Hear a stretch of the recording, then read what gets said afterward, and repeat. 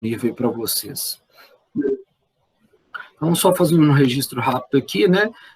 Nós estamos iniciando mais uma aula da disciplina URB 121, hoje é dia 30 de março, e o tema é esgotamento sanitário, e aí a gente vai tratar inicialmente aqui de um resumo sobre os temas anteriores, e entrando um pouco no tema do esgotamento sanitário, então, visando, assim, essa abordagem das águas urbanas, né, que são contempladas aí pela drenagem pluvial, contemplada aí pelo abastecimento de água e pelo esgotamento sanitário. Então, a gente fecha esse conteúdo de águas urbanas.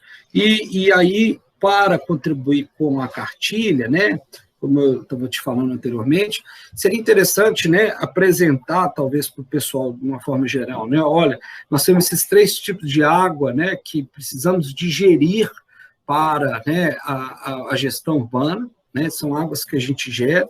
Então, lembrando que a água do rio, ela não é um elemento direto do saneamento, a gente acaba usando ela de forma, muitas vezes, indevida, né, que é, por exemplo, lançando um esgoto sem tratamento, lançando um sistema de drenagem ali sem o mínimo de cuidado, né, no lançamento, por exemplo, gerando erosões, né, naquele ponto, ou mesmo poluindo o rio, né, que a água da drenagem que limpa a cidade, ela também leva poluição, né, leva vários elementos aí que ajudam a contaminar e poluir o rio.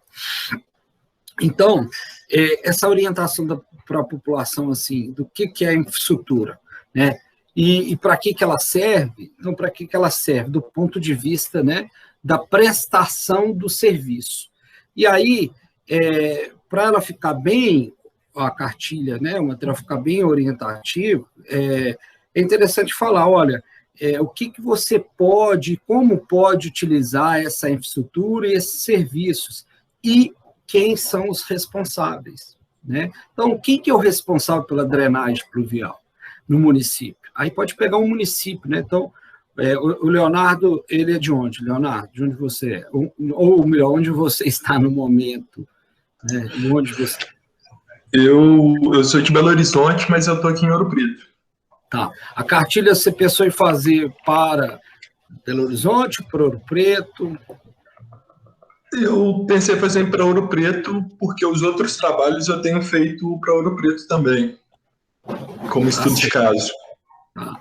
Então, ok. Então, aí você vai informar para o pessoal, olha, gente, os responsáveis pelos serviços de drenagem urbana em Ouro Preto. Então, quem que é? A prefeitura. Qual secretaria da prefeitura? Da mesma forma, por exemplo, os serviços de abastecimento de água e de esgotamento sanitário. Então, já é uma informação importante. Olha, a gente tem esse conceito de águas urbanas, elas não são distintas, né? Não são separadas, elas têm uma conexão. Eu apresento isso lá numa figura da aula, se eu não me engano, de drenagem. Deixa eu ver se eu acho essa aula aqui, que mostra essa integração entre os sistemas de saneamento, principalmente água, esgoto e drenagem, mas o lixo também acaba interferindo, né? Então, assim, olha, nós temos essas águas urbanas, elas atuam de forma integrada, por quê? O manancial que acaba recebendo esgoto pode ser o manancial que a gente está captando água para abastecimento, muitas vezes é o manancial que está recebendo também água de drenagem, pode ser que isso ocorra depois, né, do ponto onde a gente capta água de abastecimento, mas ocorre nele, né? Então, aqui em Ouro Preto, a gente não capta água diretamente do Rio do Carmo, né? Mas a gente lança tanto o esgoto quanto, né, a água de drenagem pluvial no Ribeirão do Carmo, né?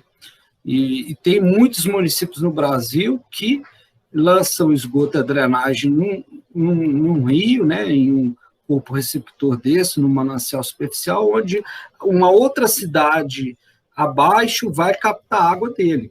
E o Ribeirão do Carmo ele vai somar com outros aí, né, rios para somar, para poder então formar, né, o Rio Ipiranga, né, depois do Rio Ipiranga vai formar lá o Rio Doce, né?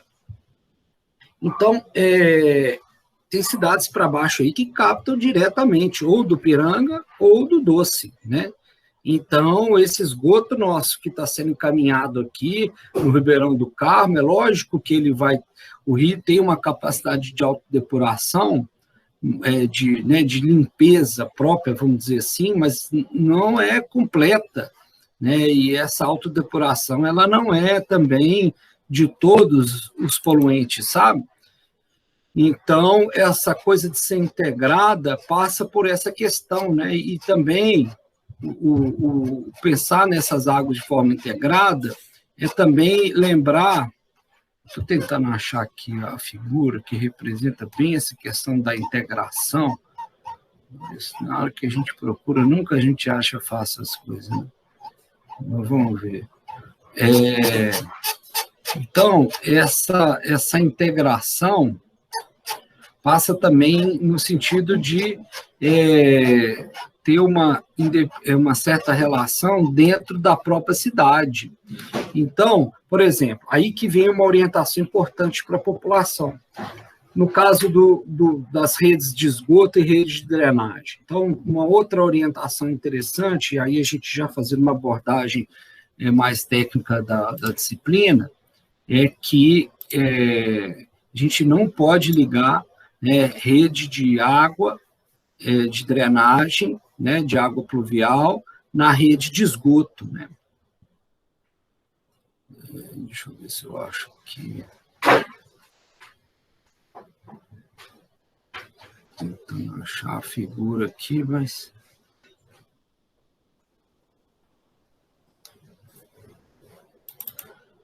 E nem ligar a rede de esgoto na drenagem, né? Alguém poderia me dar uma informação, uma dica, por que a gente não poderia fazer isso? Por que a gente não pode ligar a rede de drenagem no esgoto? Primeira coisa. E por que não podemos ligar a rede de esgoto na drenagem? Essas redes domiciliares, tá? Da nossa casa. Então, a gente tem lá, né, o sistema público, né? As redes de esgoto e as redes de água. Então, assim... O primeiro motivo seria, talvez, porque a gente vai sobrecarregar essa rede? Tá. Qual o primeiro motivo? Então, olha aqui, ó, nós temos essas duas redes lá, ó, essas três redes, né? Convencionalmente, é muito usado assim, de ter uma rede de água, de abastecimento de água potável, né, que está acima dessas outras duas aqui, que a rede de drenagem geralmente está no centro da via, de água num canto e a de coleta de esgoto no outro, tá? Então, as ligações prediais, né, elas virão assim, né, da casa para cada uma dessas, né? Então, aqui, olha, só para te mostrar mais uma outra forma de poder lançar essas redes, ó, justamente para facilitar o acesso dessas casas, né? Naquele outro caso aqui, ó, por exemplo, se eu for ligar essa casa aqui, ó, nessa rede de água, eu tenho que cortar esse trecho todo da via, né? Inclusive, se tiver que fazer alguma manutenção. Ligar essa casa aqui nessa rede da mesma forma, eu teria que cortar esse trecho todo da rua aqui. Aí começa a impactar o sistema de transporte, a mobilidade. Então, vem sendo utilizado muito, né, principalmente em loteamentos, em áreas novas, né, o lançamento da rede de esgoto e de água potável na calçada. Então, essas casas que estão aqui ligam diretamente sem precisar de abrir a via, né? Então, a gente mexe na via só no caso da drenagem, porque a drenagem ela acaba recebendo a água pluvial que está no canto da via, né? Que vem pela sarjeta, aí vem com a boca de lobo, e aí, né, escoa para a rede pluvial. Pode ser que algum trecho tenha a rede pluvial num canto ou no outro, mas preferencialmente a gente lança no centro, porque a gente pode pegar água de um canto ou pegar água de outro através da boca de lobo, né? Mas diga lá, Leonardo.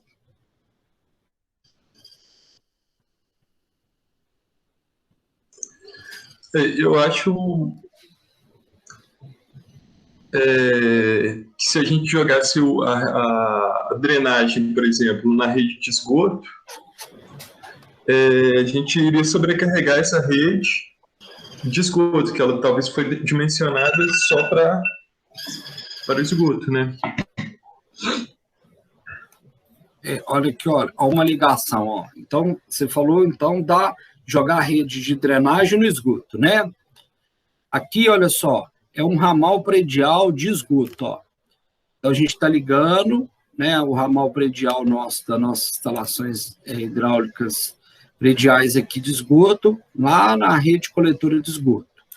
Então, você está falando que se a gente ligar nessa rede de esgoto aqui, ó, né, a água pluvial da casa, ela vai, né, ela pode, então, né, ficar, né, saturada aí, porque ela não foi dimensionada para poder receber esse volume da água pluvial. Não é isso? Isso.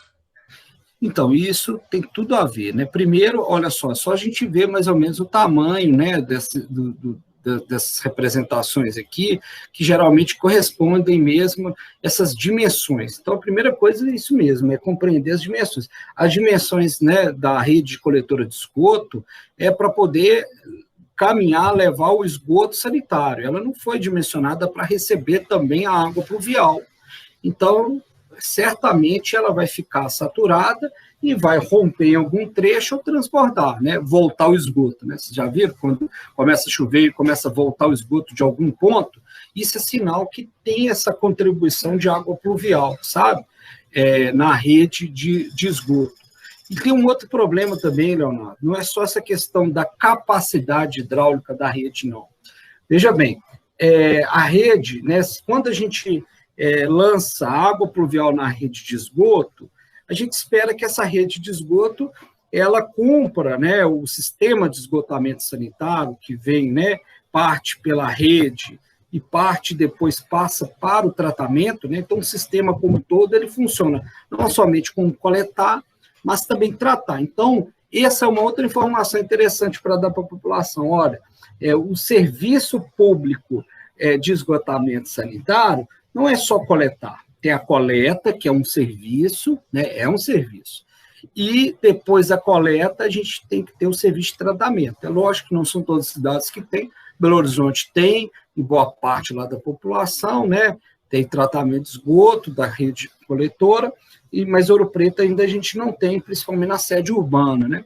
Um outro ponto da cidade aí, na zona rural, pode ter, mas na sede urbana, na sede da cidade, né, na área urbanizada mesmo, mais urbanizada aí da cidade, a gente não tem tratamento, né? Então, parte do serviço só que a gente tem, que é a coleta.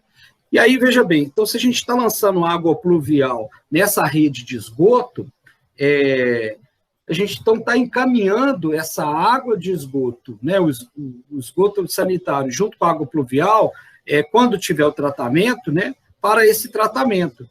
E as estações de tratamento de esgoto, elas não são projetadas para poder tratar a água pluvial também. Senão o volume teria que ser muito maior. A gente projeta uma estação de tratamento de esgoto em função da característica do esgoto, mas em função também da quantidade de esgoto, sabe?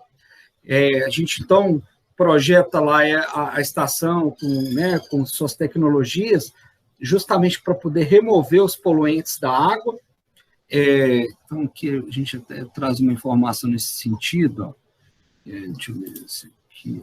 Então, por exemplo, olha só que interessante, a composição dos esgotos domésticos, né? 99,9% é água e 0,1% é os sólidos. E desses sólidos aqui estão contidos os elementos aí que nós sujamos a água, vamos dizer assim, né? Então, a gente usa a água potável, né? Depois eu quero destacar essa figura aqui, que ela vai trazer para a gente bem essa representação do ciclo da água, principalmente do ponto de vista do abastecimento e do esgotamento sanitário.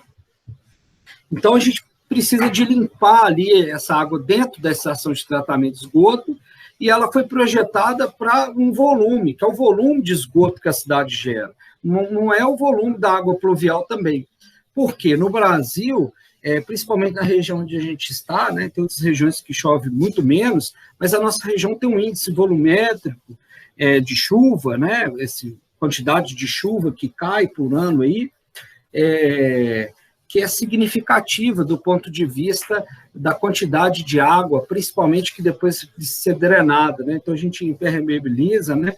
Essa urbanização nossa inadequada acaba contribuindo muito com essa água pluvial depois que precisa ser escoada. Se a gente tivesse cidades, né, que deixassem filtrar mais a água, ou se a gente usasse mais essa água de chuva nos nossos lotes, a gente então teria menos água pluvial para poder drenar. Então, pode ser que a gente poderia ter aí uma rede só, né?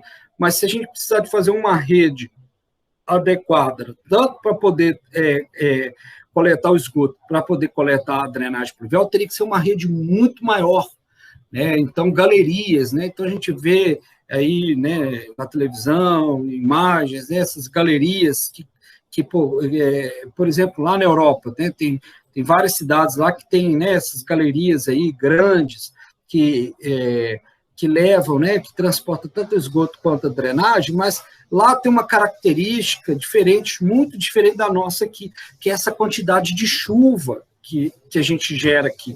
Então, essa quantidade de chuva que gera essa drenagem pluvial nossa, o escoamento superficial das cidades, então, o volume nosso aqui é muito maior, então a gente precisaria de ter uma estrutura muito maior.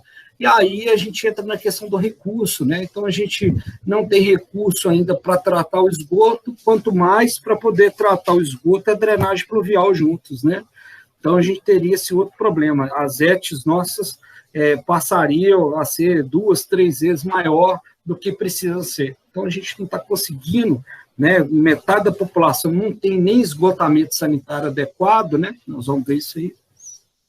E dessa metade que tem esgotamento sanitário, nem a metade dela tem tratamento adequado, né? Então, imagina se a gente adicionasse a água pluvial em locais onde chove muito, né? Para a gente ter uma ideia desse chover muito, vamos pensar assim, mais diretamente em Ouro Preto, né? Tem uma média, né, anual, né, uma precipitação anual de 1.500 milímetros. Então, o que significa isso para o escoamento superficial, né, para depois a gente pensar na drenagem?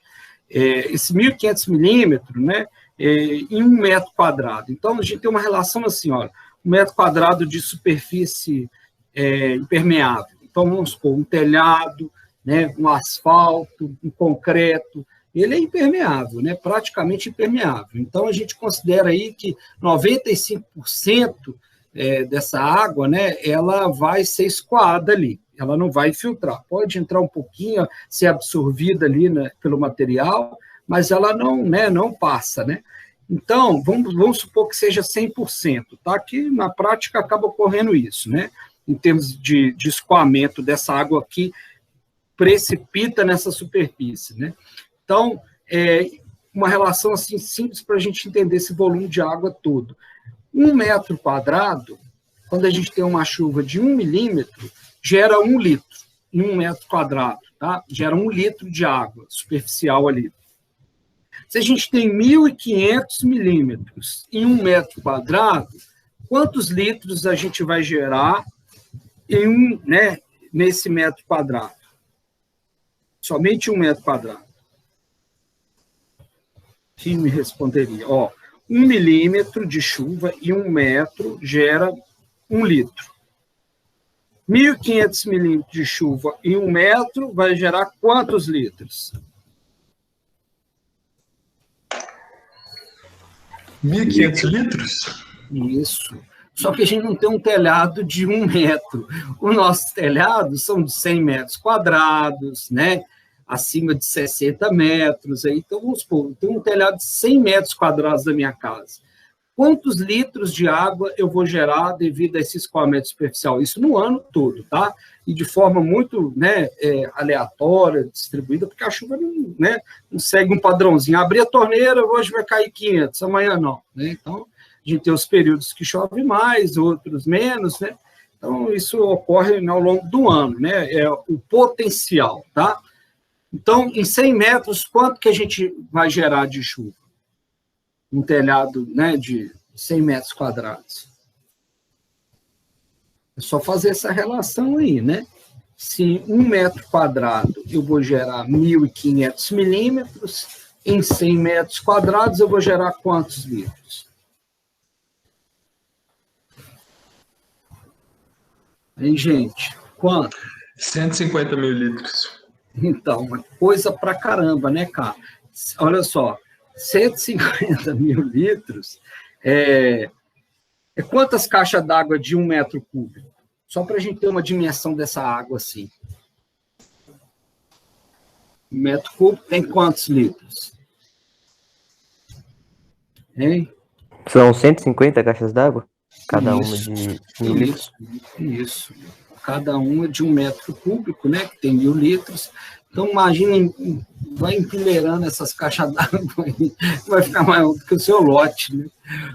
Vai ocupar mais do que o seu lote. Então, esse volume de água que a gente gera por 100 metros quadrados, né? Em potencial, tá? Do ano todo, vamos dizer assim, tá? Então, é uma contribuição muito grande que a gente teria para a rede, né? Então, a gente causaria problema na rede, que a rede não suportaria, né? Então, rompimento dessa rede, transbordamento, né? Extravasamento, esgoto voltando, o que acontece muitas vezes, né, quando está chovendo. E também traríamos problema aí para o sistema de tratamento, né? Que teria, então, que pensar, né, em capacidade, né, em volumes adequados aí para tratar esse esgoto que vai vir agora com a água pluvial.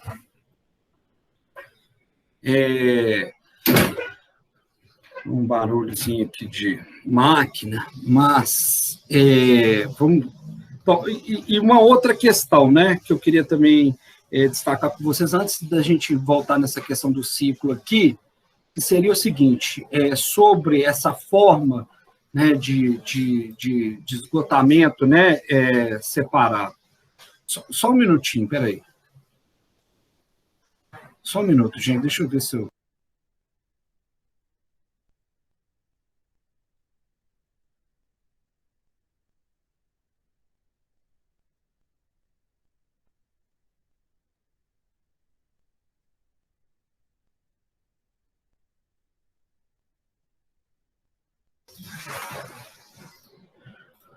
Então, é uma turma que está fazendo a poda, né? Capina, a turma da capina, sabe? E está com aquela máquina bem aqui perto da minha janela. Não sei se vocês estão escutando aí, mas para mim aqui agora tá beleza. Então, olha só. Então, só reforçando essa questão do sistema que a gente usa, né? Que é o sistema separador absoluto. A gente, então, não mistura, na maior parte das cidades brasileiras, né, a água da drenagem pluvial com a água do esgotamento sanitário. Então, essa figura, ela acaba representando um pouco isso para nós. Então, olha só, a gente tem aqui, né, a cidade gerando, então, a água pluvial, né, para o sistema, que, olha, rede coletora de esgoto e a rede coletora de água pluvial. A água pluvial é encaminhada para a rede de água pluvial, que depois vai ser lançada no manancial. E o esgoto, né, na sua rede de esgoto, que então vai passar pelo tratamento, né, e vai ser lançado. Então, o sistema que a gente utiliza, né, de redes de água pluvial e de esgoto, são um sistema separador absoluto, tá? Primeiro, por essa questão da capacidade hidráulica, tanto da rede de esgoto quanto da ET, né, que deveria, então, atender, né, o esgoto e a drenagem. A gente não tem condições de fazer isso, principalmente do ponto de vista de recurso financeiro, que a gente teria que aumentar muito a dimensão dessas estruturas, e é muito mais, o custo operacional é muito maior do esgoto, por exemplo, de fazer manutenção na rede de esgoto, né? Não falando nem da ET, mas só de rede, comparando rede com rede, né? Rede de esgoto com a rede de drenagem, a rede de esgoto demanda muito mais manutenção, muito mais cuidados do que a rede de drenagem, porque a rede de esgoto ela vem levando com ela, né, vários sólidos ali que ajudam a deteriorar principalmente a conexão de um tubo com o outro, e aí ela precisa ser, né, trocada com mais frequência, para não gerar os vazamentos aí na rede, né? Então, ela tem um atrito, né? Quando a gente for projetar a rede coletora de esgoto, que nós vamos ver isso numa matéria específica aqui, né? Sistema de esgotamento sanitário, então tem uma disciplina só sobre isso.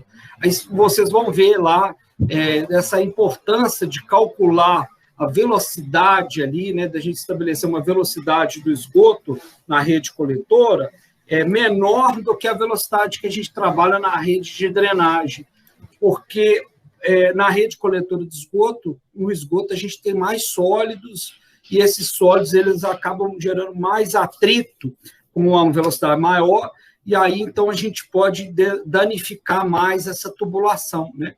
E no esgoto também a gente acaba tendo outras questões, por exemplo, uma geração de gases, então, que pode ajudar a romper a rede. Quando o esgoto fica muito tempo, né, a cidade é muito longa, então ele fica muito tempo, né, na rede, até chegar lá na saída, ou na estação de tratamento de esgoto, ou no lançamento, por exemplo, quando não tem estação de tratamento no Rio, pode gerar, pode não gera gases, né? Então o esgoto passa de 1 hora, 2 horas dentro da rede, gera gases, né? Que alguns são mal cheirosos aí, né? Os odores aí que a gente sente, né? Que é principalmente o sulfeto, mas gera metano, que é um gás que é muito expansivo, então ele rompe muito as juntas, né? E danifica muito a rede. Então esses são os problemas hidráulicos. Mas tem uma outra situação também. Por que a gente não pode ligar, deixa eu ver se eu acho outra figura aqui, ligar a rede.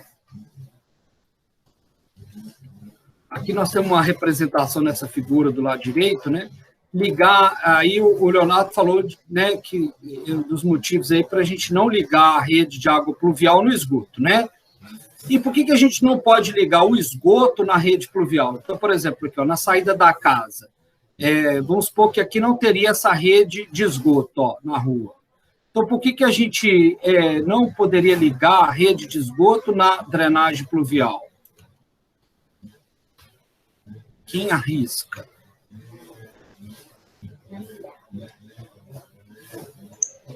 Eu acho que seria mais pelo fato que essa rede de drenagem pluvial, primeiro, ela não tem um tratamento, né? Muito bem lembrado. Então, essa é a questão assim, essencial. Lembrar da capacidade hidráulica também, porque a rede de drenagem ela foi projetada para transportar água pluvial. Ela não foi projetada para transportar água pluvial e esgoto, né? Mas pela essa questão essencial aí, ela não tem estação de tratamento no final, né? Então, para onde que vai ser encaminhado esse esgoto junto com a água pluvial? Vai ser encaminhado para o próximo manancial, para o próximo rio, né? Ou para um outro local onde que ela venha a ser lançada aí, e aí vai contaminar esse lugar, né? Então, essa é a questão muito importante a gente lembrar, né? Então, essa é uma orientação sobre esse manejo de águas urbanas, viu, Leonardo? Eu acho que é importante trazer, são questões simples, né, mas precisam ser orientadas para a população, e aí seria interessante vocês pegarem assim, a recomendação do município. Então, o município tem normativas nesses dois sentidos aí, orientando nesses dois sentidos, tanto da água pluvial quanto da água de esgoto, né? Então, quem são os responsáveis para fazer o gerenciamento desse serviço? Então, a água de drenagem pluvial é lá a prefeitura, com as secretarias de obras, quando tem gestão urbana também atua, né? E no caso do esgotamento sanitário, é a concessionária ou a autarquia municipal que gere, né? Então, no caso de Ouro Preto, a Saneouro. Então, tem a orientação da Saneouro, né? Ou da companhia municipal, informando, olha, não liga água pluvial na água de drenagem, a água residuária, né, o esgoto doméstico, na rede de drenagem. E não liga, né, a drenagem na rede de esgoto. Ok? Aí, mais alguma dica aí que vocês pensam em relação a isso? Olha só, essa figura, então, ela acaba trazendo, ela traz para a gente aqui esse ciclo dessas duas águas, tá? Da água de abastecimento, a água potável, e a água que depois que a gente consome ela, vai virar uma água residuária, que vai virar esse esgoto sanitário, né? Só fazendo rapidinho um parênteses aqui nesse esgoto sanitário.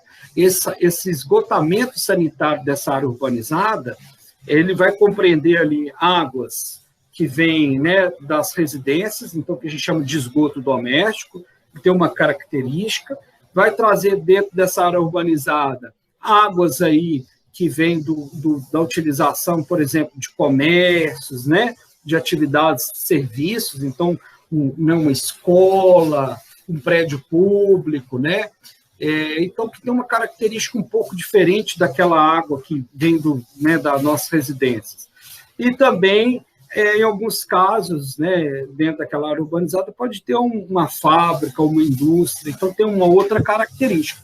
Então, em determinada rede, a gente pode estar transportando essas três águas, né? A água industrial, essa água de efluente industrial, dependendo da concessionária e dependendo do tipo de indústria, que vai gerar, então, um determinado tipo de efluente, a estação de tratamento pode receber, né?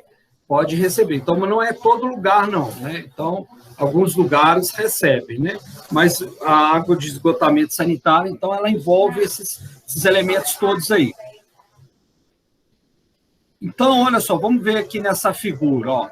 Essa figura aqui traz para a gente uma representação, né, desse ciclo desses dois tipos de água. Tem o manancial, a gente então está captando água desse manancial, né? Então tem todas aquelas estruturas lá da linha de abastecimento de água, né, que a gente viu lá no conteúdo anterior da semana passada. Então a gente tem lá a captação de água, né? E depois tem uma tubulação que caminha para a estação, que é a adutora, e aí a gente tem o tratamento da água e depois encaminha para a cidade. Uma outra adutora, uma outra tubulação, que chegando nessa área urbanizada na cidade, pode ter um reservatório inicial, né, alimentar esse reservatório, depois esse reservatório, então, vai alimentar a rede de distribuição. Então, a gente usa essa água, né, distribui essa água, então, é utilizada e ela retorna, né, para o manancial, nós vamos ver aí, para o corpo receptor, né, retorna aí agora já com uma outra qualidade, né. Então, a gente tem a rede, então, a gente inicia com o manancial, no caso do abastecimento, e aqui a gente inicia com a rede coletora de esgoto. Então, a gente coleta o esgoto, né, e aí essa coleta de esgoto parte pelo sistema, né, que a gente tem lançado dentro da área urbanizada, que são coletores menores, coletores maiores, né, até chegar em tubulações que vão margeando o rio, justamente para interceptar o esgoto de chegar no rio. Então, o primeiro passo para a gente, então, começar a despoluir um rio ou né, levar o esgoto para a estação de tratamento de esgoto é justamente fazer essa intercepção dessa tubulação, então, que vai interceptar o rio, né? Então, ele vai levar para a estação de tratamento de esgoto. Vai interceptar, então, o esgoto que cairia no rio e vai levar até a estação. E aí, da estação, a gente, então, pode fazer o reuso, em alguns casos, né? A gente pode ter água de reuso aí, por exemplo, para usar em atividades públicas, por exemplo, limpeza de rua, irrigação de áreas públicas, né, de jardinagem. Muitas cidades, né, principalmente onde a gente tem carência, né, de mananciais aí, né, no Brasil nem tanto, mas em países de clima temperado já utiliza-se muito esse tipo de água para essas finalidades, sabe, finalidades não potáveis. Então não é diretamente para o consumo humano, não. É para esses usos indiretos da água aí, de limpeza, principalmente de áreas públicas, né? Limpezas de vias, né? Por exemplo, limpezas ali em locais onde fazem eventos. Então, utiliza essa água na área urbana. ou então o reuso pode ser agrícola, né? É uma água ali, o esgoto, ele leva, né, muitos nutrientes que a gente liberou, né, do nosso, né, pelo uso da água ali, né, então, das nossas fezes, excretas aí. Então, tem nutrientes ali, principalmente fósforo e nitrogênio, que são reaproveitáveis aí no reuso agrícola, né? Algumas atividades agrícolas é possível isso, mas isso tem todo um controle, principalmente para não ocorrer a contaminação microbiológica. Então, a estação de tratamento de esgoto, né? Então a gente está vendo aqui uma outra forma, né, de lançar esse esgoto tratado, né? Uma forma então de lançar o esgoto tratado é no rio, né?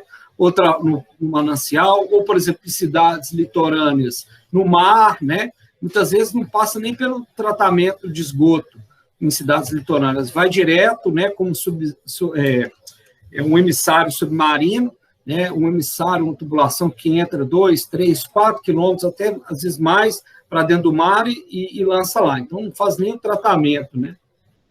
Mas é porque tem aí uma questão de diluição, né? Mas o ideal, né, o adequado é tratar, né? Ou então a gente faz o reuso, né? O reuso dessa água, né? Parte dela pode fazer esse reuso para uso urbano, ou então reuso agrícola para algumas atividades agrícolas, mas aí o tratamento ele tem que ser condicionado para ter uma qualidade requerida para esse plantio aí, né? Então, por exemplo, para hortaliças, né? E plantas que a gente vai ter o consumo delas direto, não seria o mais adequado, né? Então, tem todo um controle para isso. Então, o ciclo, né? Interessante a gente observar aqui que o ciclo, né? Ele é o inverso, né? Ele, né, começa no manancial, né? E termina na cidade, né? E aí ele começa, então, na água residuária da cidade até levar no manancial, né?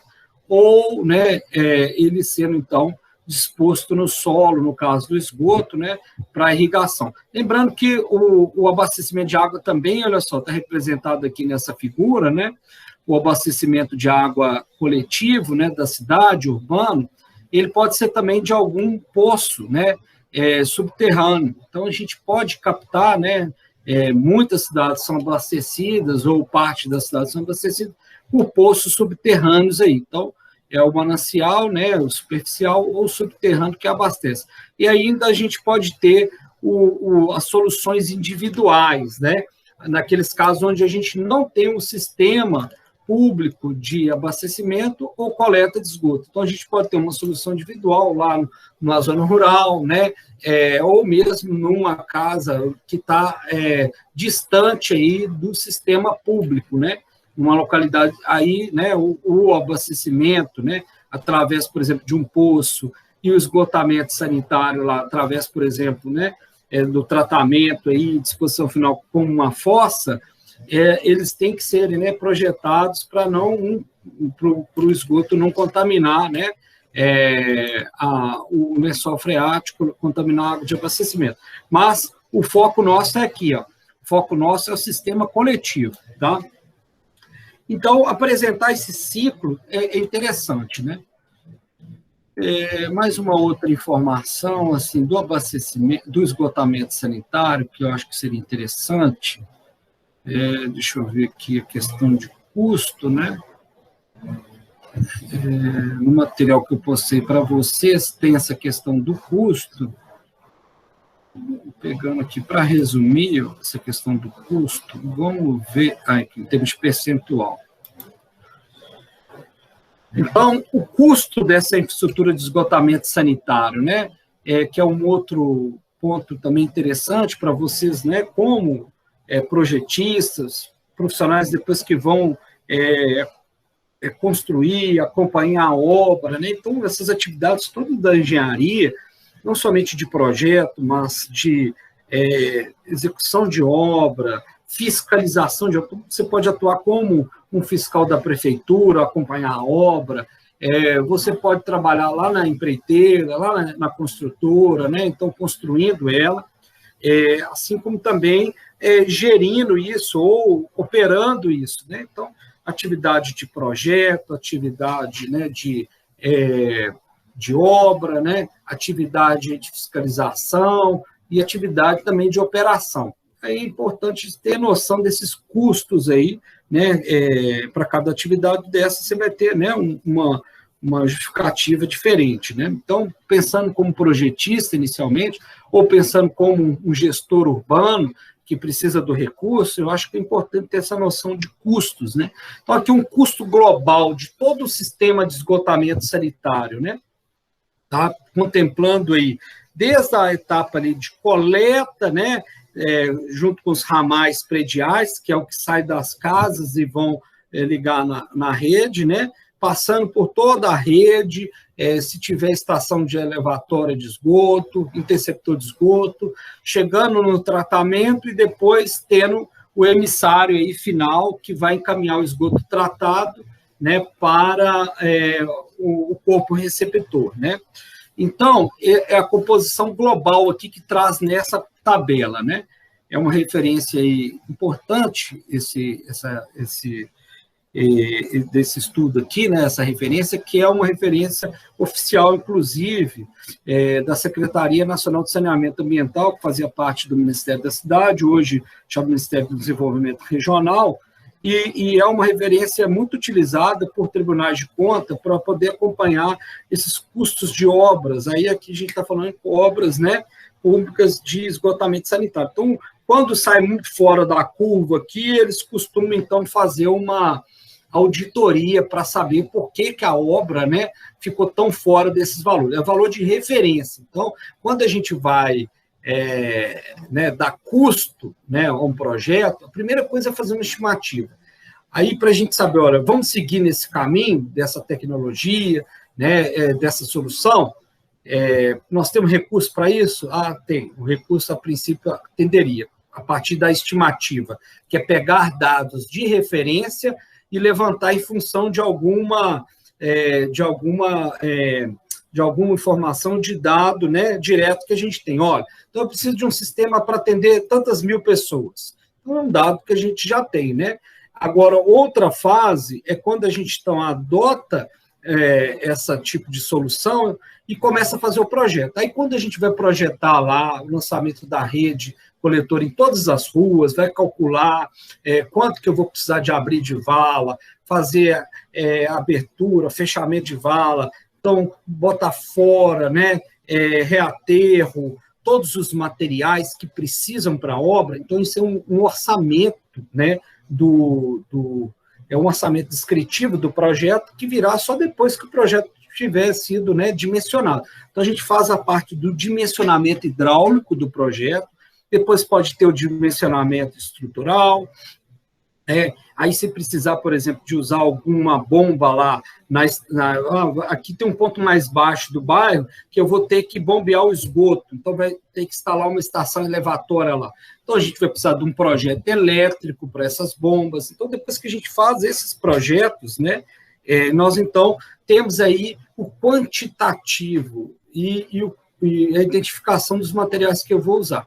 E aí, então, a gente vem orçando. Aí tem várias, né, referências para orçar, né? Então, a gente pode usar dados aí de tabelas, de indicações aí, então, por exemplo, de algumas secretarias estaduais, né, que trazem, né, dados para a gente usar. Então, olha, qual que é o serviço para poder lançar uma rede de 100 milímetros? Então, tem lá o valor. Ou, então, a gente fazer um orçamento mais detalhado, falando, não, olha, eu quero saber o custo ali para abrir a vala, o custo para lançar a rede, o custo do material da rede. Então, a gente pode, então, detalhar isso fazendo esse descritivo, né? Então, no final, a gente tem o orçamento. Aqui, a gente então está falando de estimativa, que vai, então, trazer para a gente esse panorama inicial dos custos, tá? E aí, usando como referência, como eu estava falando aqui, essa indicação, né, da Secretaria Nacional. Então, olha que interessante essa tabela. A composição global, ela traz para a gente aqui, ó, o custo por habitante, né? O custo por habitante, e aí pegando mais especificamente a região sudeste, mas antes, olha só, ela traz para a gente um custo por habitante por faixa de domicílio, ou por faixa de população também. Então, aqui ele está falando, olha, é uma faixa de 1.000 domicílios, 1.001 domicílios, até 2.000 domicílios. Então, que para a região sudeste, né, a gente trabalhando aqui com a questão da região sudeste, ela tem aí uma média de ocupação habitacional ou domiciliar de 3 habitantes. Então, seria população aqui para nós de em torno de 3.000 a 6.000 habitantes. E a primeira coisa a ser observada, olha só, é justamente, no caso dessa composição global, essa queda do custo, né, global, quando a gente, então, começa a aumentar a população. Isso se chama de economia de escala, né? Então, uma coisa é fazer uma obra pequena, né, lá naquele local mais afastado, onde a gente vai ter aí, né, uma capacidade menor ali, inclusive, de utilizar, né? Mas isso tem também a ver um pouco com... né? Então, assim, é uma questão bem direta, né? Fica mais viável a gente fazer 1 metro de rede para 5 usuários do que 1 usuário apenas, né? Então, a questão do adensamento populacional também ajuda muito. Então, aí a primeira coisa, então, é o seguinte, a gente identificar qual que é a faixa, né, que a gente está aqui, por exemplo, naquela determinada localidade, que a gente está fazendo o projeto e tal, né?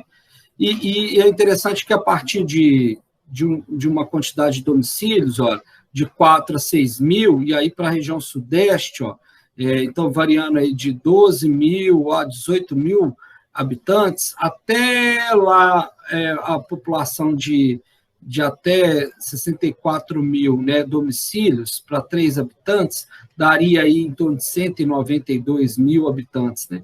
Então, de 12.000 a 190.000, olha só como é que o dado é bastante, né, parecido, né? Quase que não houve variação do custo, né, por habitante, né? Então, ele acaba se estabilizando aí. E o valor médio, né? O valor médio Brasil, Sudeste, melhor dizendo. Então, aí a primeira dica, né, quando a gente vai fazer uma estimativa de custo, é a gente tentar usar um dado, né, que esteja mais próximo da nossa realidade. Então, aí nós estamos falando, né, de uma realidade relacionada à quantidade de habitante. Então, por exemplo, se eu uso o dado médio, né, para, por exemplo, uma situação igual Ouro Preto, né? Ouro Preto a gente tem em torno aí de 20.000 domicílios.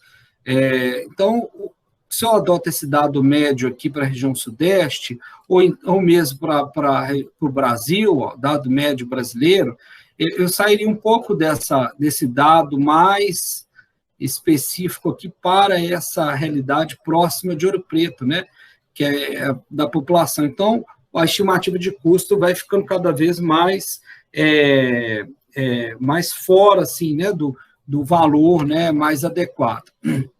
Então, já pegando o caso de Ouro Preto, olha só, a gente tem aqui, ó, depois eu explico essa tabela aqui, mas pegando Ouro Preto como exemplo, a gente tem aí em torno de 60.000 habitantes na área urbana e 20.331 domicílios, né? Então, ela está dentro dessa faixa aqui. Então, usando esse dado aqui, ó, de habitante, qual que seria a estimativa de custo para a implantação do sistema de esgotamento sanitário completo?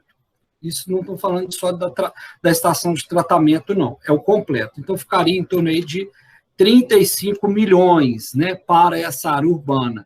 Então, para a gente, né, vamos refazer todo o sistema de esgotamento sanitário de Ouro Preto. Então, essa é uma estimativa de custo, né? Pode ficar menos, assim como pode ficar mais. A tendência, às vezes, ficar mais, né?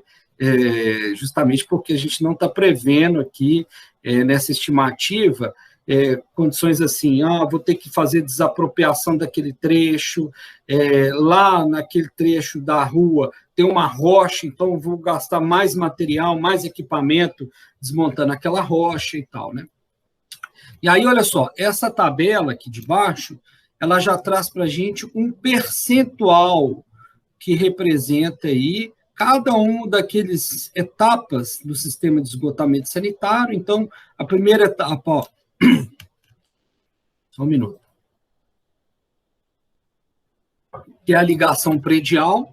Aí depois a gente tem a estação elevatória e linha de recalque, quando, né, precisa ter naquele trecho, naquela rede, né, que é o bombeamento do esgoto do ponto mais baixo, né, a rede coletora, a estação de tratamento e o emissário final, que é o que sai da estação de tratamento e leva até o corpo receptor. Então, aqui ele está trazendo para a gente percentual, né, por regiões do Brasil também, né? Então, vendo a região sudeste, aqui mais próximo da nossa realidade, então tem um percentual aí do custo global com as ligações de 27%, da estação elevatória e da linha de recalque, 7%. Olha a rede coletora, olha, foi quem mais representou aqui, 34%, da estação de tratamento de esgoto, da ordem de 28%, e o emissário, 4%. Então, para a gente fazer só um exercício aqui de estimativa, né?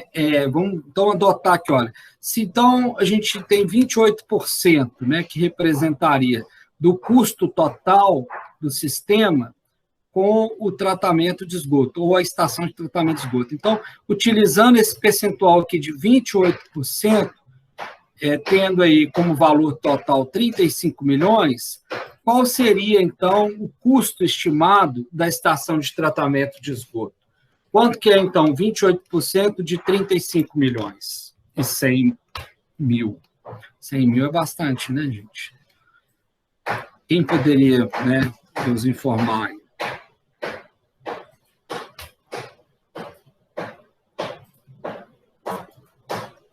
28% de 35 milhões. Quanto que é?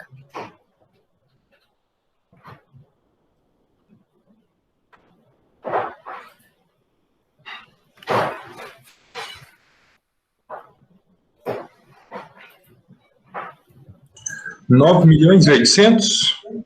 Então, isso é uma forma da gente fazer uma estimativa. Aí, Gustavo, olha uma outra forma de fazer estimativa, com outro dado de referência, você vai ver que vai sair próximo desse aí, 9.800.000 que você falou, não é isso? Isso. Aí, essa mesma nota técnica da Secretaria Nacional traz para a gente custo com tratamento. Olha, vamos fazer uma estimativa de custo de tratamento com a ET por Ouro Preto? Vamos. Então, olha aqui, olha, aqui ela, de novo, traz a tabela por regiões, né, a gente pegando a região sudeste, né, e para a faixa de domicílios ou da população que a gente se encontra, né? Então, o custo por habitante seria R$ 180, ó, o custo por habitante, né? E aí a gente tendo aí uma população de 60 mil aproximadamente, com esses 20.331 domicílios, né? Então, identifica a faixa, né? A gente então adota esse dado de 180, multiplicando aí pela população o valor da próxima, que dá 1 milhão de diferente. Mas a ordem de grandeza é muito próxima, né? Então, para poder falar assim, qual que é a estimativa hoje de uma estação de tratamento de esgoto para a sede da cidade, com essa população aí de 60 mil, considerando que na sede a gente tem 60 mil habitantes, em torno de 10 milhões, né, de reais, pelo menos, né? Tá? Isso é um dado oficial, um dado do governo, é lógico que pode ser atualizado, né? Ele é uma nota técnica de 2011, muito utilizada ainda hoje, e às vezes ela é, né? Ela é atualizada com um índice, né? Um IGPM, né? Ou um GPM, né? Um outro índice pode então atualizar esse dado lá de 2011 para cá, né? Então, assim, pelo menos 50%, 60%, em alguns casos aí, em relação ao que é o dado atual, né? Lá na aula de drenagem, eu trouxe uma informação sobre essa questão de atualização de índices utilizados. Então, vale a pena depois dar uma conferida lá. Então, assim, de destaque desse material que eu coloquei para vocês, né, de esgotamento, seria isso, né? E aí eu queria só dar uma reforçada na questão do panorama desses serviços. Eu queria, na aula de abastecimento de água e na aula de esgotamento sanitário, eu coloquei para vocês aí dados sobre esse panorama, como que esses serviços estão sendo oferecidos, né? E aí eu queria apresentar alguns dados sobre eles, dessas condições de serviço, de forma conjunta aqui, a água e esgoto, tá? Então, a primeira coisa é a gente entender essa questão da disponibilidade de água, em termos de quantidade no Brasil, né? É importante, principalmente do ponto de vista da urbanização, de urbanistas, né?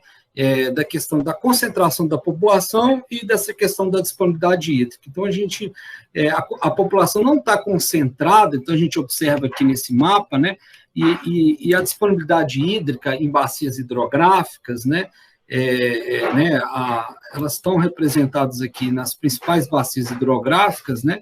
E a gente vê que a maior concentração da população está nessa região aqui, litorânea, né?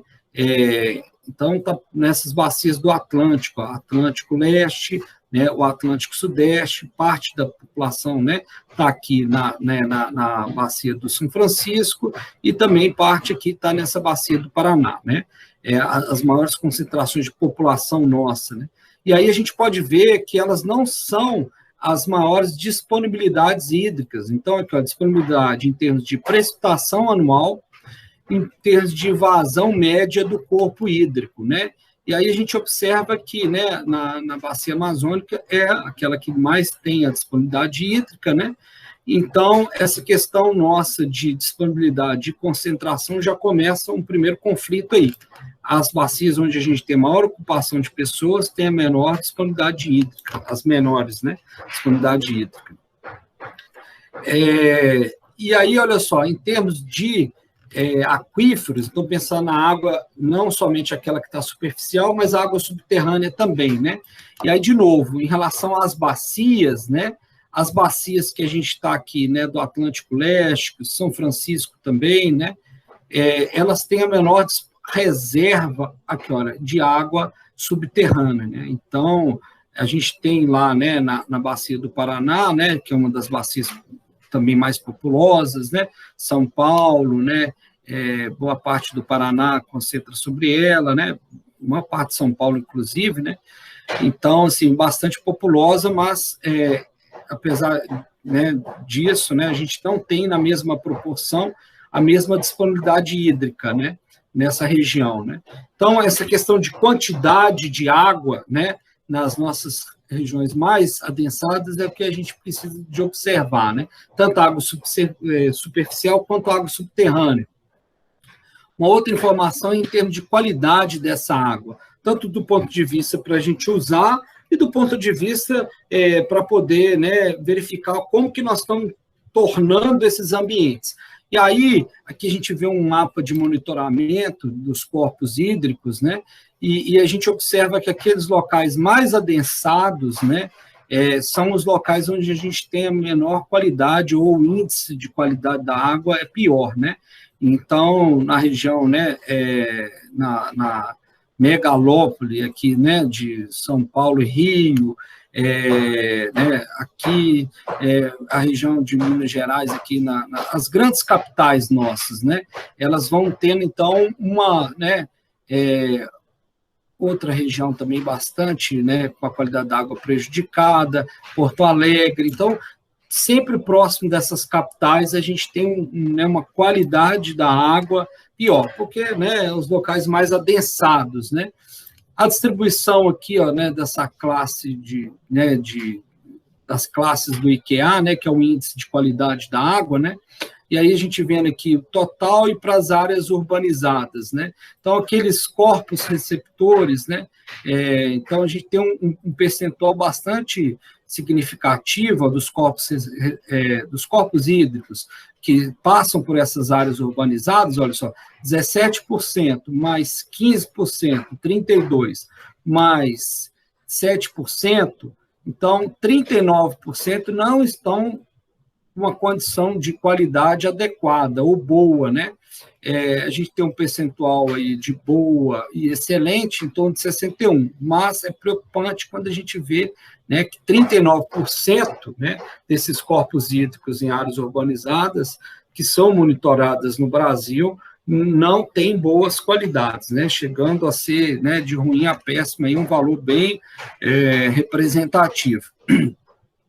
Aqui a gente vendo um pouco mais sobre essa tendência, né, da qualidade das águas nesses últimos anos, e pegando mais uma região, né, específica aqui, aquela região mais adensada do país, né, e aí a gente vê uma tendência de piora da qualidade das águas dos últimos anos, justamente nas regiões mais adensadas. Então, em termos de quantidade e qualidade, a situação não é boa, né?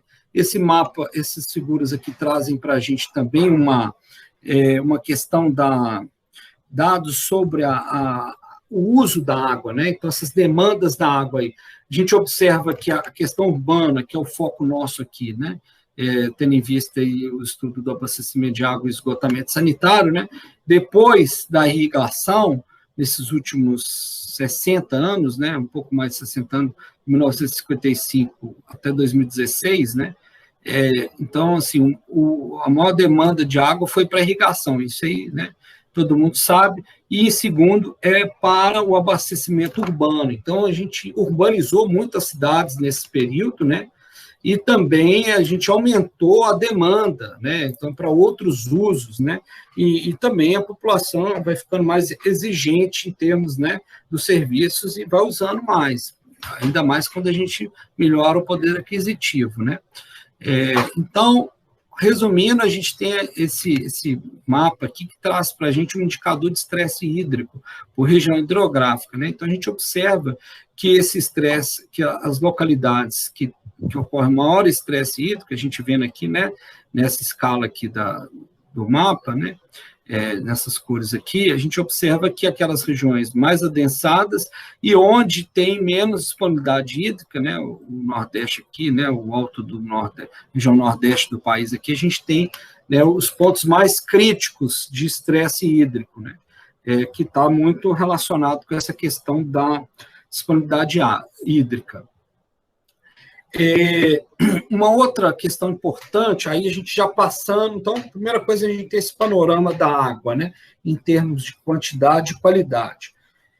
E aí, a gente analisando um pouco, assim, o serviço em si, né, o serviço de abastecimento de água e o serviço de esgotamento sanitário, uma primeira informação interessante para a gente compreender essa análise é esse fluxo aqui, essa figura, que traz para a gente o que seria, né, um serviço adequado e o que não seria, que seria esse déficit, ou essa falta do serviço. Então, a gente tem que analisar assim, dessa forma, população com oferta de serviço coletivo e população sem oferta de serviço coletivo. Então, está lá na zona rural, está numa área onde não tem rede de água nem rede de esgoto, tá?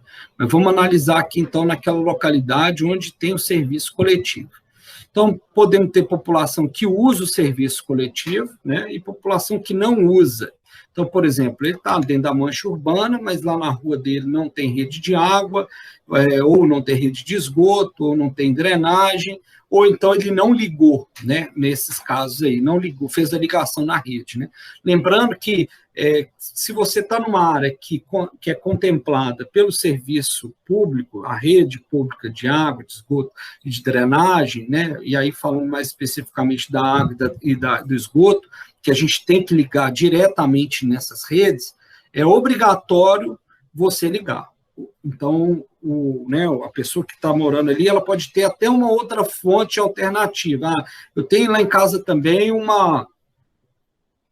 poço de água, mas eu tenho que ligar naquela água potável, eu tenho que usar aquele serviço, né? E lá na minha casa não dá para ligar na rede de esgoto, até tem passando na minha rua, mas eu não consigo ligar porque minha casa está num nível abaixo da rua. Então, isso pode acontecer. Aí você vai ter que lançar uma solução individual, tá? Então, que aí esse caso aqui, a população que não usa o serviço. Mas vamos lá, vamos analisar aqui a população, então, que usa o serviço. Então, nós temos uma parcela que recebe o serviço com qualidade, então a gente falou que atendeu adequadamente, e uma população que recebe o serviço de forma inadequada. Por exemplo, estou lá, estou ligado na rede de água, mas aqui falta água frequentemente na minha casa, né, da rua. Então está tendo muito rodízio, está tendo muita interrupção do serviço. Então, isso é um atendimento precário, é uma forma inadequada. E também quando a qualidade da água não chega naquele padrão que deveria chegar. Então, a água está chegando aqui muito suja, né? Eu estou sentindo muito cheiro, por exemplo, de cloro na água. Então, isso é um atendimento, né? Está atendendo, mas não está atendendo de forma adequada porque não cumpriu o critério da qualidade, né? Fala claramente, serviço com qualidade, né? E aí, só para a gente arrematar, então, essas formas, né? Quando não tem um serviço coletivo, né?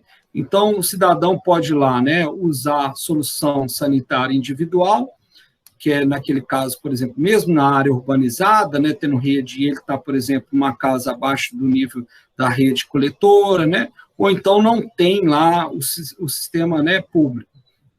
Então, a gente fala que ele vai ter que lançar uma solução individual, né, para atender ele ali diretamente. E aí a população lá, né, que tem solução sanitária adequada, a gente fala então que ela tem atendimento adequado, né, e aquele que, por exemplo, ele tem uma fossa lá rudimentar, não é uma fossa séptica adequada, né, então é um atendimento precário. Ele tem lá uma captação de água de uma nascente onde ele não tem nenhum vamos dizer assim, cuidado, né, para essa água chegar até ele, né, na casa dele lá, na família dele, de forma potável. Então, né, ele não faz nenhum tipo de desinfecção, não faz nenhuma reservação adequada dessa água. Então, o atendimento é precário, existe o atendimento, só que é precário. Então, a gente pode ter, em termos de atendimento adequado da população, aqueles que fazem uso do sistema coletivo e aqueles que fazem uso do sistema individual. É claro que a gente, né, sabe que no país a maior parte da população que tem acesso aos serviços, né, o saneamento adequado, é aqueles que estão em área de atendimento coletivo, até mesmo porque a maior parcela da população está nessas áreas, né, onde o sistema coletivo ele é lançado, que são essas áreas urbanizadas, né? Então, menos de 10% da população do Brasil como um todo está localizada na área rural, né, que teria aí a maior uso dessas soluções individuais. Então, naquela localidade urbanizada, onde a gente tem ali uma concessão de água, de esgoto, para uma empresa pública ou privada, é obrigação dela e do gestor ampliar o serviço para poder atender todo mundo dentro daquela área urbanizada. Aquelas áreas mais afastadas é que a gente tem também, né, como gestão pública, pensar em auxiliar aquela solução individual. Não é por conta e risco deles, né? Não, o gestor público, não é o município, né, e os órgãos aí, por exemplo, vigilância sanitária, que também atua na questão do abastecimento de água, tem que orientar e, inclusive, fiscalizar, né? Eu vou ter uma solução individual aqui, então tem que orientar, né?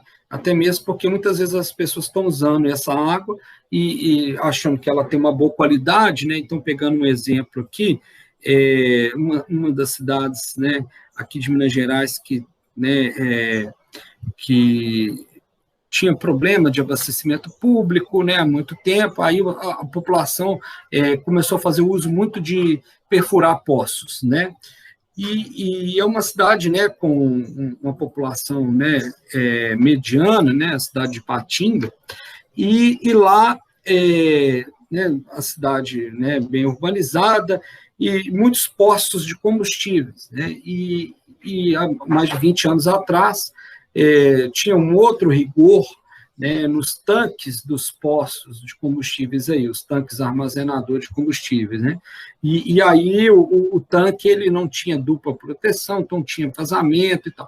Então, esses vazamentos contaminaram muito a água do lençol freático, não é só lá em Patinga, Belo Horizonte também.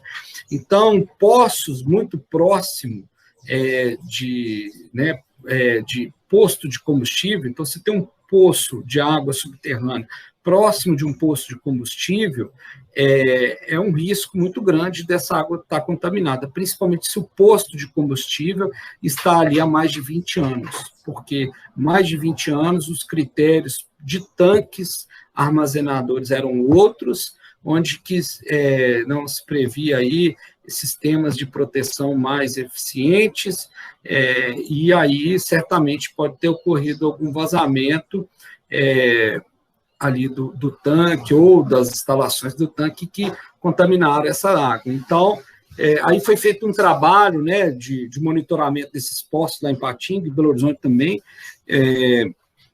e foi identificado, né, uma contaminação dessa água subterrânea muito grande, devido aí a metais pesados e alguns, né, contaminantes, aí, alguns poluentes derivados, né, de combustíveis. Então, é um risco muito grande. Então, precisa de orientar essa população também e, inclusive, fiscalizar, né, que faz o uso de solução individual. Deixa eu passar aqui uma questão que é... Vamos ver aqui.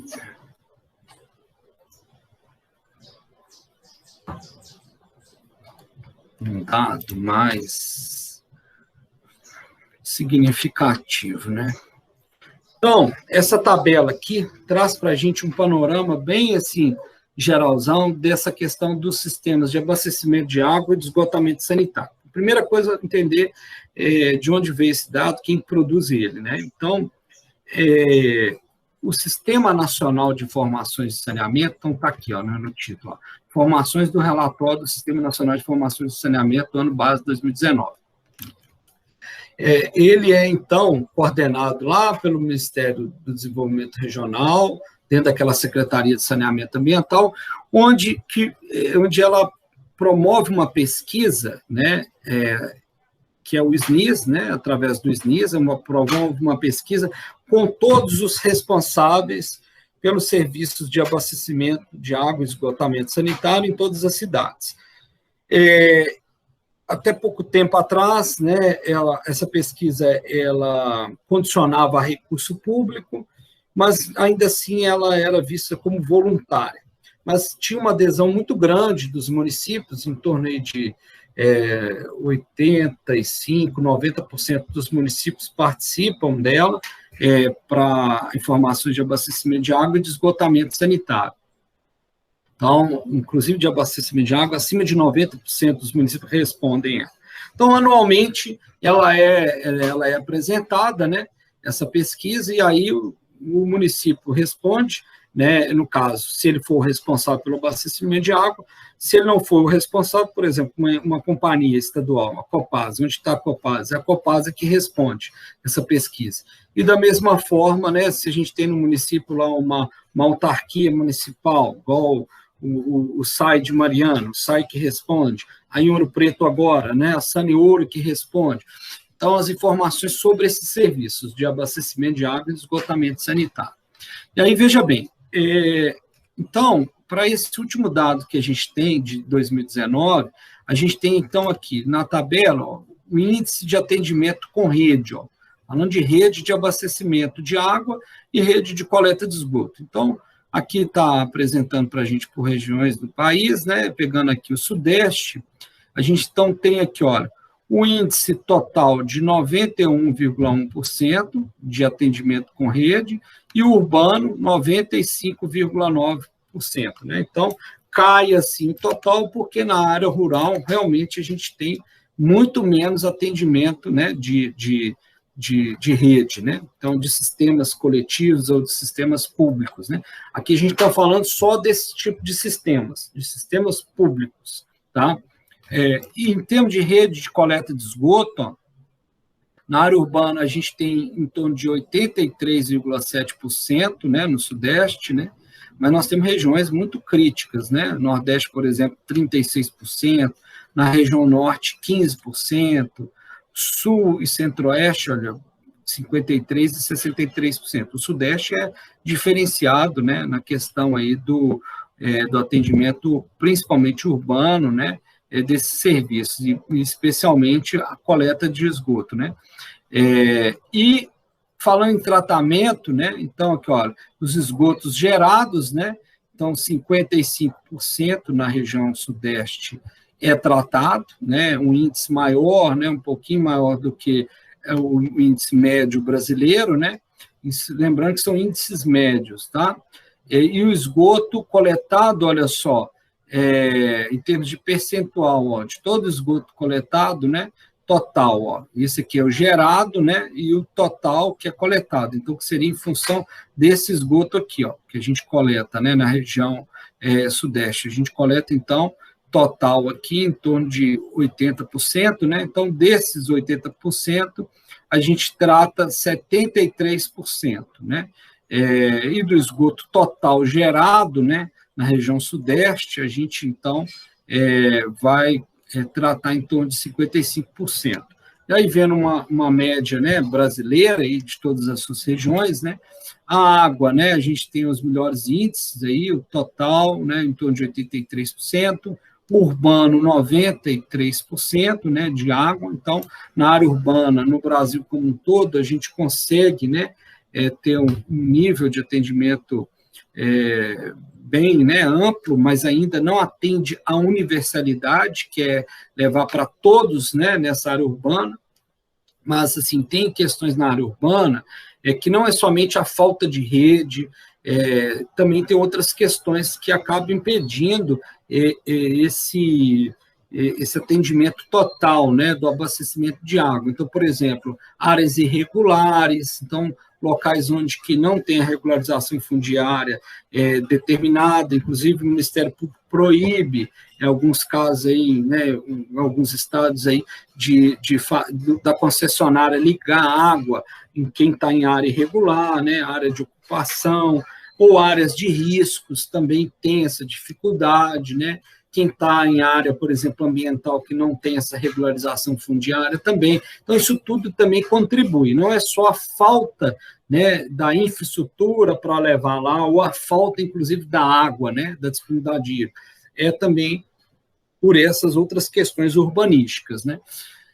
Da mesma forma, o esgoto passa por isso, né, o esgotamento sanitário, e é muito trágico isso, né? Porque a gente deixa de levar água potável para essas pessoas que são seres humanos também, e também deixa de tirar o esgoto desses espaços. É lógico que esses espaços muitas vezes precisam de ser, né, utilizados de outra forma, ser urbanizados, né, como um todo, por exemplo, áreas de riscos, né? Essas pessoas precisam de ser da disponibilidade, né, de habitação para elas em locais, né, favoráveis. Então, isso tudo é lógico que está relacionado, mas pensando especificamente no serviço, é ruim porque que a gente deixa de abastecer quem também precisa, né, da água potável, e no caso do esgoto, quando não tem uma rede coletora de esgoto naquela localidade, piora mais ainda o ambiente em termos de poluição, né? Então, a rede coletora, ela ajuda na questão sanitária, né, que ela retira o esgoto, né, essa fonte de contaminação nossa daquele ambiente, mas também a rede coletora, ela protege o meio ambiente de ser poluído, né? Então, duplamente aí trágico essa situação. Então, a gente tem uma média brasileira aí em torno, né, do que é do total de esgoto, né, que é gerado aí, né, então em torno de 54% a gente coleta ele, e daquela área urbana um pouquinho mais aí, em torno de 61%, né, mas são dados muito, né, a quem a gente demandaria. Então, pensando numa população de 220 milhões, então de 110 milhões não tem rede coletora de esgoto. É muito difícil a gente, né, imaginar isso, né?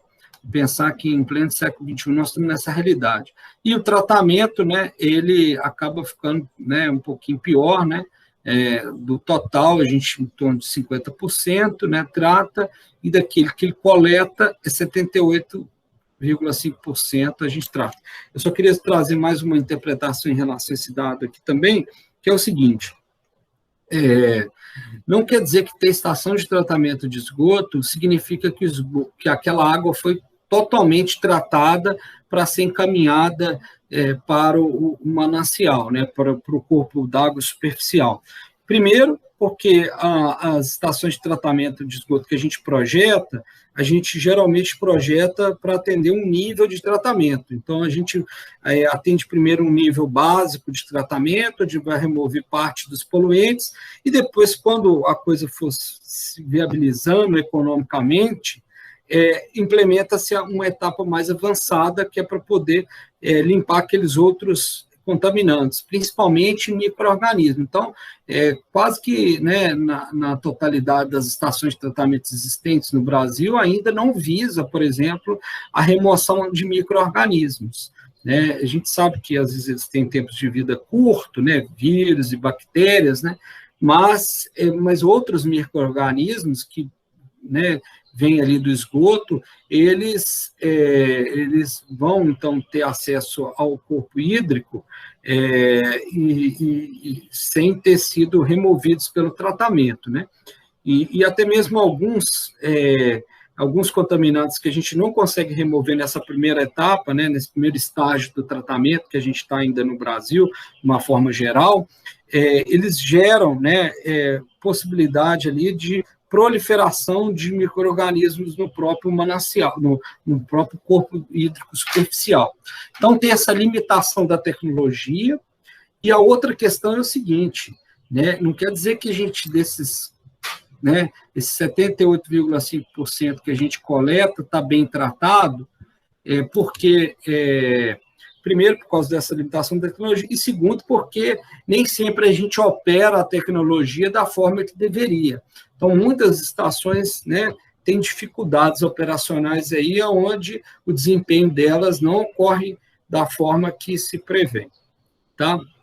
Vou deixar para vocês aí um vídeo com mais detalhes sobre esse panorama, mas os dados, né, não deixem de dar uma olhada aqui. Aqui é no PowerPoint eu coloquei, né, alguns dados mais relevantes, né, por exemplo, tem dados assim sobre a questão de investimentos, né, vendo o atendimento, o serviço, não só do ponto de vista do percentual que ele está atendendo, mas também o que gira em torno, por exemplo, da questão de investimento de recurso, o que gira em torno, por exemplo, da eficiência desses serviços. Então, por exemplo, índices de perda, né? Então, a gente tem perda muito grande no abastecimento de água, né? Então, assim, esse é um outro dado muito importante, né, que a gente tem. Então, por exemplo, no Brasil, aí, a gente tem um índice médio de perda de 39% da água, né? Então, é um dado também muito importante a gente observar. Não é só perda de vazamento, aqui tem perda também por ligação clandestina. Então, aquela perda relacionada ao que foi produzido, mas não foi contabilizado. E isso é importante para a gestão do serviço, né? Porque é a questão do recurso também, né? A questão da tarifa, né? Composição dos custos, né?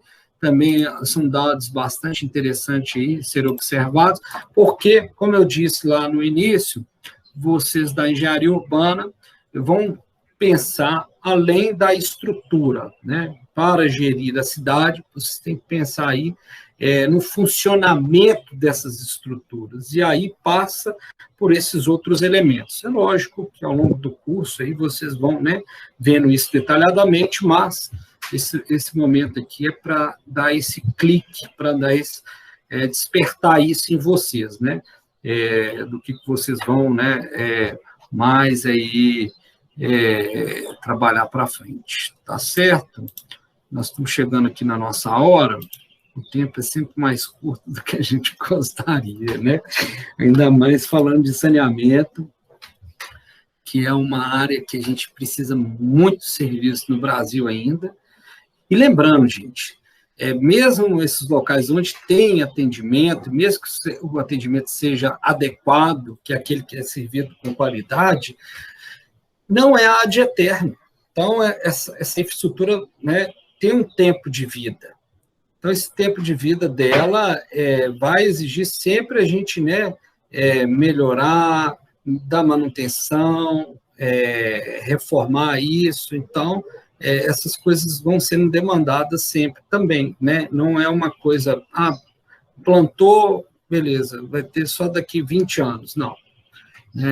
Precisa de ser dado acompanhamento e monitoramento nisso por diversos pontos, não somente da questão física da engenharia ali, dessa estrutura, mas também da gestão dos serviços, né? Então, despertar isso em vocês, né? Gestão, né? Vai ser um foco muito forte aqui do curso para a formação aí, tá bom? Eu passo a palavra aí para vocês. Se tiver alguma dúvida, quiser fazer algum comentário. Não, tá bem tranquilo. Tranquilo, professor. Tá certo. Qualquer dúvida, gente, tá? Da cartilha, principalmente, me manda lá, viu, Leonardo? Um e-mail, qualquer coisa a gente pode combinar uma hora também, sabe? Avança um pouco no trabalho, e aí, assim, mas avança mais ligeiro, porque a gente tem um mês, né, para concluir o curso, né, essa disciplina, né? O semestre fecha agora dia 20 de abril, né? Então, nas próximas semanas, e semana que vem ou na outra, se quiser me mostrar antes de fechar, tá? Você me fala que eu marco você e a gente fecha isso. Eu te dou umas dicas, mas por e-mail também, da forma que você achar melhor. Tá, beleza. Eu estava esperando mesmo só a aula de hoje, né? Porque é a sua última aula, né? Para começar. Isso. E não deixa de ver os vídeos lá, não, tá bom? Para poder fazer essa compreensão, né, dessas águas urbanas, né? Foi muito legal você ter participado aqui hoje, ter tocado nesse ponto da cartilha, que aí, assim, para resumir em uma frase, né, esse conteúdo do saneamento que a gente viu aqui dentro da disciplina de sistemas urbanos, eu diria aí que seria, então, né, o objetivo nosso de melhor gerir e melhor fazer a gestão, né, que vai além de gerir, né, essa gestão dessas águas urbanas, que passa pela drenagem pluvial, esgotamento sanitário e o abastecimento de água. E lembrar que elas têm uma conexão uma com as outras, né, por isso tudo que a gente falou aqui, tá? Então, a engenharia urbana, né, em termos de saneamento, lembre-se disso, o manejo, né, sustentável dessas águas urbanas, do ponto de vista técnico, né, qual que é a melhor técnica de engenharia, do ponto de vista social, né, a gente tem que atender aí a demanda social, que é esses serviços serem para todos, né, e aí a gente fala que é universalizar o serviço, inclusive para aquelas localidades onde ainda não tem, né, então, por exemplo, áreas rurais ou outros adensamentos urbanos.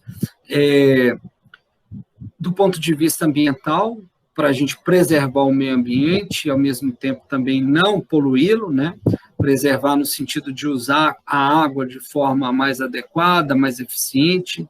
Então, por exemplo, aquela perda de água ali, né? Boa parte daqueles 40% de água que se produz na ET se perde, né?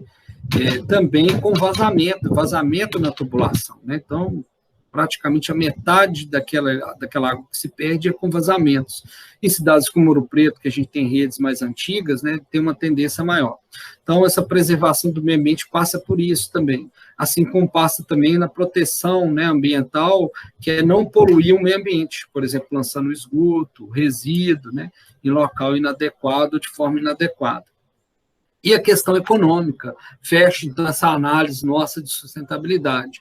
Os serviços precisam de recursos, não somente para a implantação dessa infraestrutura, né, que nós vimos o custo disso lá, né, não é um custo barato, né, então, a gente precisa de recursos para implantar e depois para poder gerir isso, né, fazer manutenção, fazer operação disso, né, precisamos de energia elétrica, por exemplo, para movimentar máquina, para o abastecimento de água, movimentar bomba também para o esgotamento sanitário, né, precisamos de recursos para poder desobstruir rede de drenagem, para fazer manutenção de rede, né, porque se não fizer a manutenção vai gerar lá uma erosão, ou pode gerar coisas piores, tá? Então, essa é a análise da sustentabilidade para ser feita, então, sempre aí do ponto de vista do manejo sustentável das águas urbanas. Ok, pessoal? Certo. Tá bom. No caso, então, quando eu já tiver algum material, eu vou te enviar um e-mail para a gente conversar um pouco. Isso, mas eu posso te ajudar analisando, mas se você tiver alguma dúvida, né, inicial, pode me mandar também, tá? Que eu respondo para você aí mais ligeiro aí para te ajudar. Tá, beleza. Obrigado. Ok. Então tá bom, né? Otávio, Gustavo, qualquer coisa, se vocês tiverem dúvida aí na disciplina, específico aqui no caso saneamento, né? Pode me procurar. E lembrando que o prazo nosso até domingo agora, tá? Para poder lançar aí essas tarefas. Beleza. O Paulo, só relembrando, eu posso refazer os 3 temas, né? Que o primeiro eu já entreguei, que foi drenagem, mas eu posso refazê-lo, né? Pode, né? Não ficou, né, necessidade, aquilo que você me mandou, né? Talvez não tenha necessidade de refazer, sabe? Talvez uma outra atividade que você não fez, né, no tempo lá, mas vocês podem... Ficou faltando só essas mesmo. Isso. Aquela que eu não tive a oportunidade de mandar no Moodle, né? Aham. Mas e agora essas 2 sobre abastecimento e o esgotamento sanitário. Isso, me envia, tá, gente? Se tiver alguma dificuldade, me envia por e-mail mesmo, fala, ó, tive dificuldade no Moodle lá. Tá certo, obrigado. Bom dia. Bom dia a todos. Tudo de bom para vocês, tá, gente? Obrigadão. Nos vemos aí, tá? Bom dia. Bom dia a todos aí, obrigadão, valeu. Abraço.